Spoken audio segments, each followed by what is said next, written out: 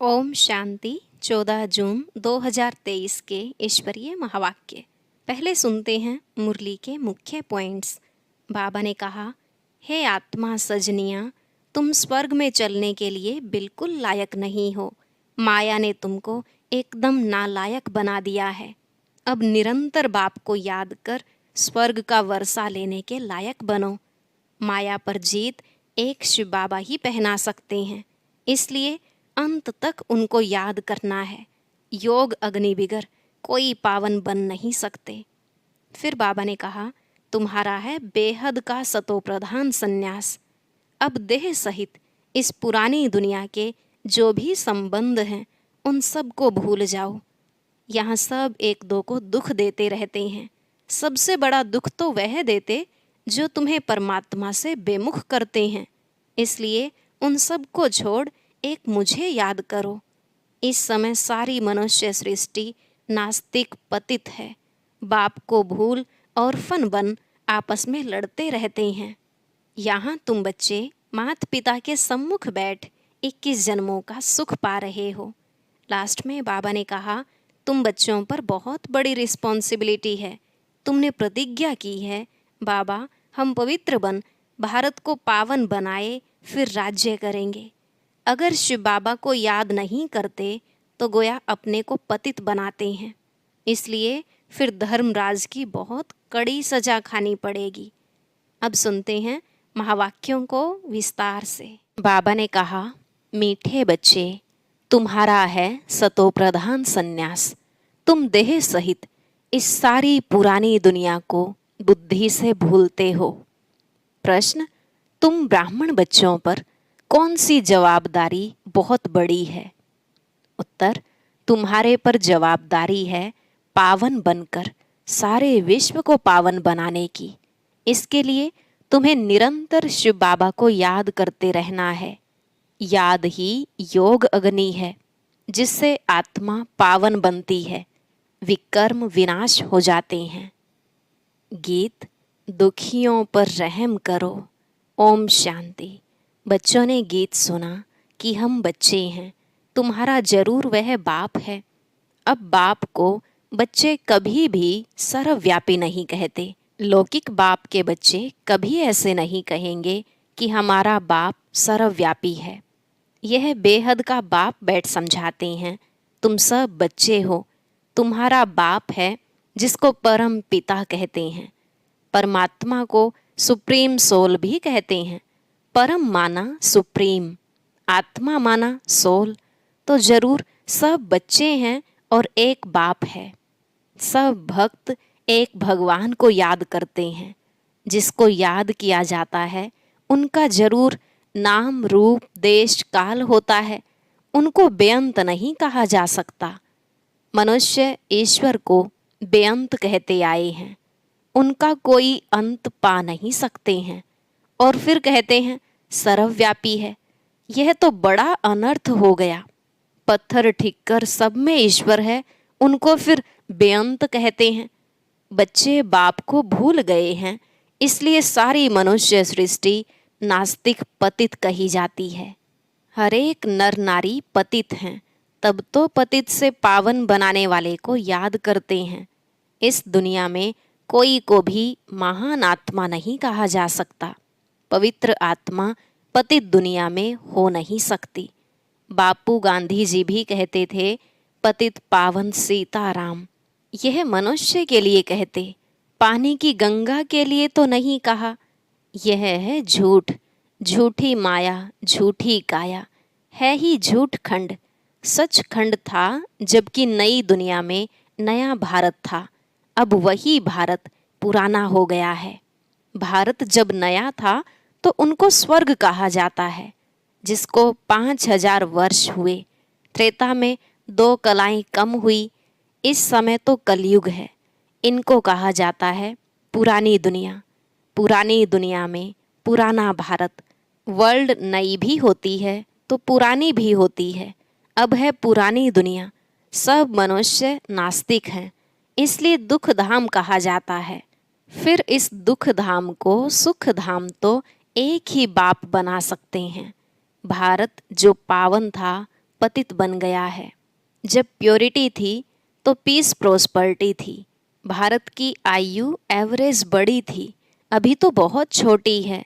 भारत रोगी कब से बना है दुनिया नहीं जानती। ऐसे नहीं कहेंगे कि परंपरा से रोगी है। भक्ति शुरू ही द्वापर से होती है। कलयुग का जब अंत होता है तब बाप आकर ज्ञान देते हैं। ज्ञान है ही ज्ञान सागर के पास। ज्ञान का सागर नॉलेजफुल, यह उस बाप की ही महिमा है। मनुष्य सृष्टि का बीज रूप है। सर्वव्यापी कहने से बाप बच्चे का लव नहीं रहता। यह है ऑर्फन दुनिया, सब आपस में लड़ते रहते हैं। इसलिए इसको रो रो नर्क कहा जाता है। भारत स्वर्ग था, अब नर्क है। यह किसको भी पता नहीं पड़ता है कि हम नर्कवासी हैं, तो जरूर नर्क से ट्रांसफ़र होंगे, परंतु ऐसे नहीं कि नर्कवासी पुनर्जन्म फिर स्वर्ग में ले सकते हैं। वह पुनर्जन्म सब नर्क में ही लेते हैं। नर्क को ही पतित दुनिया कहा जाता है। निर्वाण धाम आत्माओं के रहने का स्थान है, जिसको निराकारी दुनिया कहा जाता है। आत्मा स्टार इमार्टल है, शरीर मार्टल है। आत्मा को एक शरीर छोड़ दूसरा लेना पड़ता है। 84 जन्मों का भी गायन है। 84 लाख जन्म कहना भी गपोड़ा है। बाप समझाते हैं, जो भी आत्मा पार्ट बजाने आती है आकर ऑर्गन्स में प्रवेश करती है, परंतु सबके 84 जन्म भी नहीं हो सकते। सतयुग में जो देवी देवता होंगे उन्हों के ही 84 जन्म होंगे। बाप कहते हैं, आगे भी कहा था, तुम अपने जन्मों को नहीं जानते हो, मैं बतलाता हूँ। तुम हो ब्रह्मा कुमार कुमारियाँ। अच्छा, ब्रह्मा का बाप कौन है? शिव। ब्रह्मा विष्णु शंकर हैं शिव बाबा के बच्चे। उन्हों को भी अपना सूक्ष्म शरीर है। परम पिता परमात्मा को अपना शरीर नहीं है। बाप कहते हैं, मेरा नाम ही शिव है। भल कोई रुद्र भी कहते हैं, कोई सोमनाथ कहते हैं, हूँ तो मैं निराकार। बरोबर भारत में शिव के मंदिर भी हैं।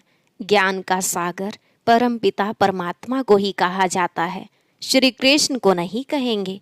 वह तो सतयुग का प्रिंस है। उनमें यह आदि मध्य अंत का ज्ञान नहीं है। सतयुगी देवताओं में भी यह ज्ञान नहीं है। तुम जानते हो, अभी हम हीरे तुल्य बन रहे हैं। परम पिता परमात्मा के सिवाय कोई राजयोग सिखला न सके। श्री कृष्ण को परमात्मा नहीं कह सकते। परमात्मा सिर्फ एक निराकार को ही कहा जाता है। उस बाप को ही सब भूले हुए हैं। इस समय सब पतित तमो प्रधान है। बाप कहते हैं, यह सारा वैरायटी मनुष्य सृष्टि का झाड़ है। तमो प्रधान, रोगी, दुखी हैं। भारत कितना उच्च था, अभी तो कंगाल है। शास्त्रों में तो कल्प की आयु ही लाखों वर्ष लिख दी है। समझते हैं कलयुग को अभी 40,000 वर्ष चलना है। बाप समझाते हैं, यह है घोर अंधियारा। अब ज्ञान सूर्य प्रगटा, अज्ञान अंधेर विनाश। बाप है ज्ञान सूर्य, वह आकर अज्ञान घोर अंधियारे को मिटाते हैं। अभी है ब्रह्मा की रात। सतयुग त्रेता को ब्रह्मा का दिन कहा जाता है। तो तुम हो ब्रह्मा कुमार कुमारियाँ, ब्रह्मा के बच्चे। ब्रह्मा तो विश्व अथवा स्वर्ग का रचयिता नहीं है, निराकार हेवनली गॉड फादर की ही महिमा है। वह बाप ही आकर राजयोग सिखलाते हैं। बाप कहते हैं, हे बच्चे, आत्माओं से बात करते हैं। आत्मा ही सब कुछ सुनती है, धारण करती है और संस्कार ले जाती है। जैसे बाबा ने समझाया है, लड़ाई के मैदान में मरते हैं तो संस्कारों अनुसार जन्म ले फिर लड़ाई में चले जाएंगे। इस समय सबकी आत्माएं तमोप्रधान हैं। सब एक दो को दुख देते रहते हैं। सबसे बड़ा दुख कौन देते हैं? जो तुम्हें परमात्मा से बेमुख करते हैं। इसलिए शिव बाबा कहते हैं, बच्चे तुम उन सब को छोड़ो। गॉड इज़ वन कहा जाता है। तुम सब ब्राइड्स हो, मैं हूँ तुम्हारा ब्राइड ग्रूम। हे सजनियाँ, तुम बिल्कुल लायक नहीं हो स्वर्ग में चलने के लिए। माया ने तुमको बिल्कुल नालायक बना दिया है। यह है रावण राज्य, सतयुग में है राम राज्य। राम शिव को कहा जाता है, अभी तुम हो ब्राह्मण। परम पिता परमात्मा जो स्वर्ग की स्थापना करते हैं, उनसे तुम वर्षा ले रहे हो। भारतवासियों को स्वर्ग का वर्षा मिल रहा है। कलश माताओं पर रखा है। माता गुरु बिगर किसका कल्याण नहीं होता। जिसके लिए गाते हैं तौमेव माता च पिता तौमेव, उनको फिर सर्वव्यापी कहना कितनी बड़ी भूल है। मात पिता को फिर बेअंत कह देते हैं। गाते भी हैं, तुम मात पिता हम बालक तेरे, तुम्हारी कृपा से सुख घनेरे। फिर बाप पर दोष कैसे रखते हो? बाप तो आकर पतित से पावन बनाते हैं, पतित रावण बनाते हैं। अभी रावण राज्य खत्म हो, राम राज्य फिर शुरू हो जाएगा। इस चक्र को अच्छी रीति समझना है। बेहद की हिस्ट्री ज्योग्राफी बेहद का बाप ही सुनाएंगे। यह है रुद्र ज्ञान यज्ञ, श्री कृष्ण का यज्ञ नहीं है। वही गीता का राजयोग है, परंतु श्री कृष्ण कोई ज्ञान नहीं देते हैं। यह है रुद्र शिव भगवानुवाच। रुद्र ज्ञान यज्ञ से ही विनाश ज्वाला प्रकट हुई है। अब तुम बच्चे आए हो मात पिता से स्वर्ग का वर्षा लेने। यह कोई अंधश्रद्धा नहीं है। यूनिवर्सिटी व कॉलेज में कोई अंधश्रद्धा होती नहीं। यहाँ पर अंधश्रद्धा की बात नहीं। तुम बाप से बेहद का वर्षा लेने, मनुष्य से देवता बनने आए हो। यह गॉड फादरली यूनिवर्सिटी है। बाप समझाते हैं, यह भारत दैवी राजस्थान था। हीरे जवाहरों के महल बनते थे। भक्ति मार्ग में भी सोमनाथ का मंदिर कितना बड़ा बनाया है। उनसे पहले क्या होगा? अभी तो भारत कंगाल है। फिर सिरताज बनाना बाप का ही काम है। अभी तुम बच्चे जानते हो, हम मात पिता के सम्मुख बैठे हैं और 21 जन्मों का सुख पा रहे हैं। बाप कहते हैं, हे आत्माओं, अब तुम मुझे याद करो। मैं तुम्हारा गाइड और लिबरेटर हूँ। वर्ल्ड की हिस्ट्री ज्योग्राफी कैसे रिपीट होती है, यह तो बच्चों को समझाया जाता है। इसमें अंधश्रद्धा की तो बात ही नहीं। तुम्हारा है सतो प्रधान बेहद का सन्यास। तुम पुरानी दुनिया को बुद्धि से छोड़ते हो। इसलिए बाप कहते हैं, सर्वधर्मानि परित्यज्य। देह सहित देह के जो भी संबंध हैं, सबको भूल अपने को अशरीरी आत्मा समझो। बाप कहते हैं, इस देह का भान छोड़ो। मुझ बाप को याद करने से ही तुम्हारे पाप भस्म होंगे। निरंतर मुझे याद करो, और कोई उपाय नहीं। अंत तक याद करना है। माया जीते जगत जीत बनना है। माया पर जीत एक शिव बाबा ही पहना सकते हैं। अच्छा, अब बाप शिव शक्तियों द्वारा भारत पर अविनाशी बृहस्पति की दशा लाते हैं। बाप कहते हैं, मैं इस तन का लोन लेकर इनका नाम ब्रह्मा रखता हूँ। तुम ब्रह्मा कुमार कुमारियाँ वर्षा लेते हो शिव बाबा से। याद भी शिव बाबा को ही करना है। वह कहते हैं, मेरा नाम एक ही शिव है। तुम भी आत्मा हो, परंतु तुम शरीर लेते और छोड़ते हो। इसलिए जन्म बाई जन्म तुम्हारे नाम बदलते हैं। 84 जन्म लेंगे तो 84 नाम पड़ेंगे। सबके तो 84 जन्म नहीं होंगे। कोई के 80, कोई के 60, कोई के 5-6 जन्म भी हो सकते हैं। मेरा नाम एक ही है, शिव। शिव बाबा को याद करते रहो तो विकर्म विनाश हो। योग अग्नि बिगर कोई पावन बन नहीं सकते। तुमने प्रतिज्ञा की है, बाबा हम पवित्र बन भारत को पावन बनाए, फिर राज्य करेंगे। शिव बाबा को याद नहीं करते तो गोया अपने को पतित बनाते हैं। इसलिए फिर धर्मराज की बहुत कड़ी सजा खानी पड़ेगी।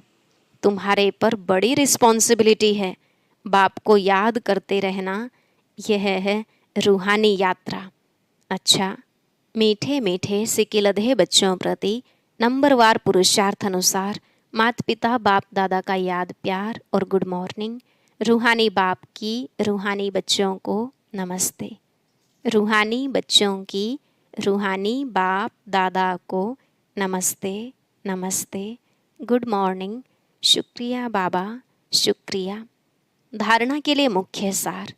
पहला पॉइंट, निरंतर एक बाप की याद से माया जीत जगत जीत बनना है। पवित्र बनकर भारत को पवित्र बनाना है। दूसरा, बुद्धि से बेहद पुरानी दुनिया का संन्यास करना है। इस देह भान को भूलने का अभ्यास करना है। देही अभिमानी रहना है। आज का वरदान, किसी से किनारा करने के बजाय सर्व का सहारा बनने वाले विश्व कल्याणकारी भव। किसी से किनारा करने के बजाय सर्व का सहारा बनने वाले विश्व कल्याणकारी भव। बाबा ने कहा, सारे कल्प में ब्रह्मा बाप और ईश्वरीय परिवार के संबंध संपर्क में आने वाली आप श्रेष्ठ आत्माएं हो। आप किनारा करने वाले नहीं, लेकिन विश्व का सहारा बनने वाली विश्व कल्याणकारी आत्माएं हो। परिवार के अविनाशी प्यार के धागे के बीच से निकल नहीं सकते। इसलिए कभी किसी भी बात में, किसी स्थान से, किसी सेवा से, किसी साथी से किनारा करके अपनी अवस्था अच्छी बनाने का संकल्प नहीं करना। यह आदत डाली तो कहाँ भी टिक नहीं सकेंगे। स्लोगन, कर्म भोग का वर्णन करने के बजाय कर्म योग की स्थिति का वर्णन करो। कर्म भोग का वर्णन करने के बजाय कर्म योग की स्थिति का वर्णन करो। अब हैं मातेश्वरी जी के मधुर महावाक्य, जिनका सार है, ओम शब्द का यथार्थ अर्थ क्या है। मम्मा ने कहा, जब हम ओम शांति शब्द कहते हैं तो पहले पहले ओम शब्द के अर्थ को पूर्ण रीति से समझना है। अगर कोई से पूछा जाए ओम का अर्थ क्या है, तो वो लोग ओम का अर्थ बहुत ही लंबा चौड़ा सुनाते हैं। ओम का अर्थ ओंकार बड़े चौड़े आवाज से सुनाते हैं। इस ओम पर फिर लंबा चौड़ा शास्त्र बना देते हैं, परंतु वास्तव में ओम का अर्थ कोई लंबा चौड़ा नहीं है। अपने को तो स्वयं परमात्मा ओम का अर्थ बहुत ही सरल और सहज अर्थ से समझाते हैं। वो भी अर्थ परमात्मा से मिलने के लिए ही समझाते हैं।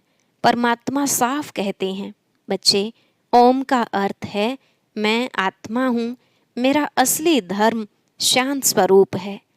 अब इस ओम के अर्थ में उपस्थित रहना है, तो ओम का अर्थ मैं आत्मा परमात्मा की संतान हूँ। मुख्य बात यह हुई कि ओम के अर्थ में सिर्फ टिकना है, बाकी मुख से बैठ ओम ओम का उच्चारण नहीं करो। बुद्धि में यह निश्चय रखकर चलना है, ओम का जो अर्थ है उस स्वरूप में स्थित रहना है। बाकी वो लोग भल ओम का अर्थ लंबा सुनाते हैं, मगर उसके स्वरूप में स्थित नहीं रहते। परंतु हम तो ओम का स्वरूप जानते हैं, तभी उस स्वरूप में स्थित होते हैं। हम यह भी जानते हैं कि परमात्मा बीज रूप है, और उस बीज रूप परमात्मा ने इस सारे झाड़ को कैसे रचा हुआ है, उसकी सारी नॉलेज हमें अभी मिल रही है। अच्छा, ओम शांति। और अब सुनते हैं आज का अव्यक्त ज्ञान मोती।